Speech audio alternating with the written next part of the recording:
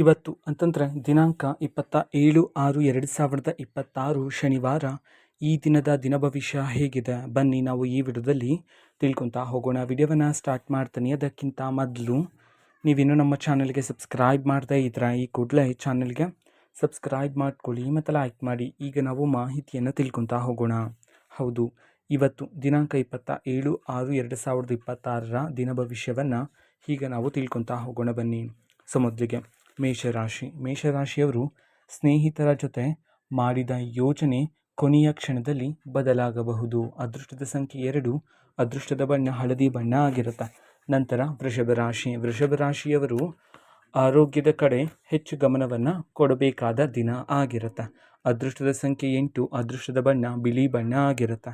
ನಂತರ ಮಿಥುನ ರಾಶಿಯವರು ಹಣಕಾಸಿನ ನಿರ್ಧಾರದಲ್ಲಿ ನೀವು ತೆಗೆದುಕೊಳ್ಳುವ ಆಯ್ಕೆ ಲಾಭ ಆದರೆ ಕೊಡುತ್ತದೆ. ಅದೃಷ್ಟದ ಸಂಖ್ಯೆ 5, ಅದೃಷ್ಟದ ಬಣ್ಣ ಕಪ್ಪು ಬಣ್ಣ ಆಗಿರುತ್ತೆ. ನಂತರ ಕರ್ಕಾಟಕ ರಾಶಿಯವರು ಕೆಲಸದ ಸ್ಥಳದಲ್ಲಿ ನಿಮ್ಮ ವೇಗ ಇತರರನ್ನು ಆಶ್ಚರ್ಯಗೊಳಿಸುತ್ತದೆ. ಅದೃಷ್ಟದ ಸಂಖ್ಯೆ 1, ಅದೃಷ್ಟದ ಬಣ್ಣ ಕೆಂಪು ಬಣ್ಣ ಆಗಿರುತ್ತೆ.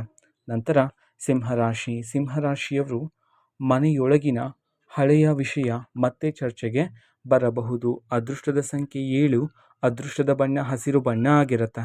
ನಂತರ ಕನ್ಯರಾಶಿಯವರು ಅನಿರೀಕ್ಷಿತ ಪ್ರಯಾಣ ಅಥವಾ ಹೊರಹೋಗುವ ಸಂದರ್ಭ ಎದುರಾಗಬಹುದು. ಅದೃಷ್ಟದ ಸಂಖ್ಯೆ 4, ಅದೃಷ್ಟದ ಬಣ್ಣ ಬೂದು ಬಣ್ಣ ಆಗಿರುತ್ತೆ. ನಂತರ ತುಲಾರಾಶಿಯವರು ಒಂದು ಗುಪ್ತ ವಿಚಾರ ನಿಮ್ಮ ಪರವಾಗಿ ತಿರುಗುವ ಸಾಧ್ಯತೆಯಾದರೆ ಇರತಕ್ಕಂಥದ್ದು. ಅದೃಷ್ಟದ ಸಂಖ್ಯೆ 9, ಅದೃಷ್ಟದ ಬಣ್ಣ ನೀಲಿ ಬಣ್ಣ ಆಗಿರುತ್ತೆ.